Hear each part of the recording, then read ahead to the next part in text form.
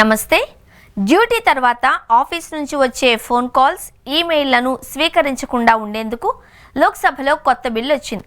Right to disconnect bill పేరుతో private member లోక్సభలో దీన్ని ప్రవేశపెట్టారు. ఇది ఉద్యోగుల సంక్షేమ అథారిటీని ఏర్పాటు చేయడానికి ప్రయత్నిస్తున్నట్లు కనిపిస్తోంది.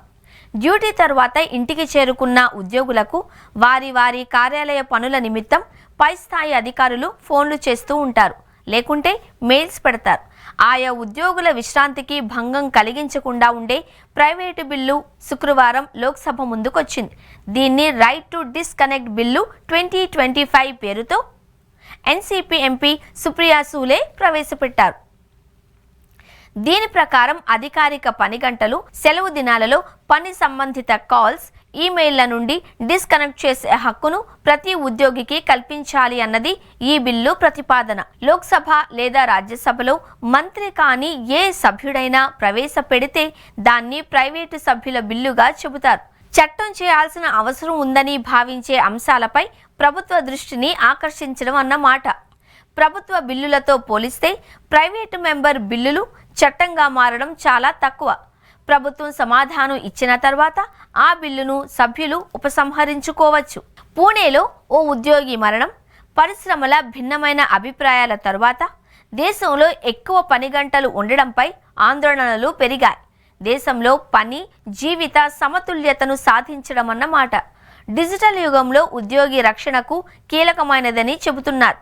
గ్లోబల్ జాబ్ ప్లాట్ఫామ్ ఇండీడ్ గత ఏడాది చేపట్టిన సర్వేలో దేశంలో అధికారిక రైట్ను డిస్కనెక్ట్ విధానానికి బలమైన మద్దతు లభించినట్టు తేలింది.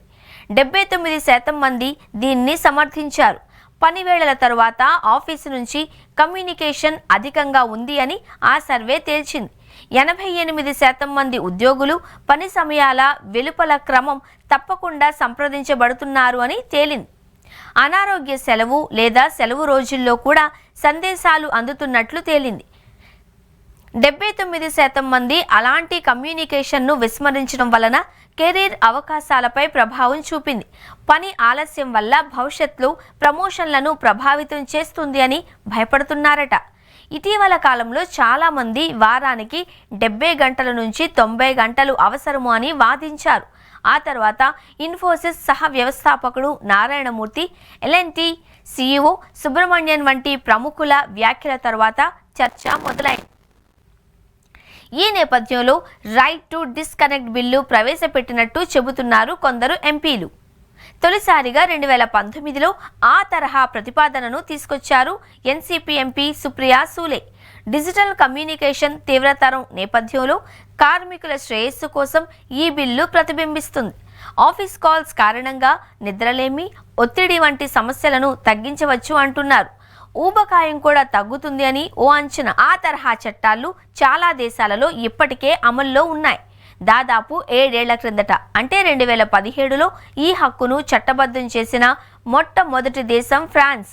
గత ఏడాది ఆస్ట్రేలియా డిస్కనెక్ట్ హక్కు చట్టం అమల్లోకి వచ్చింది.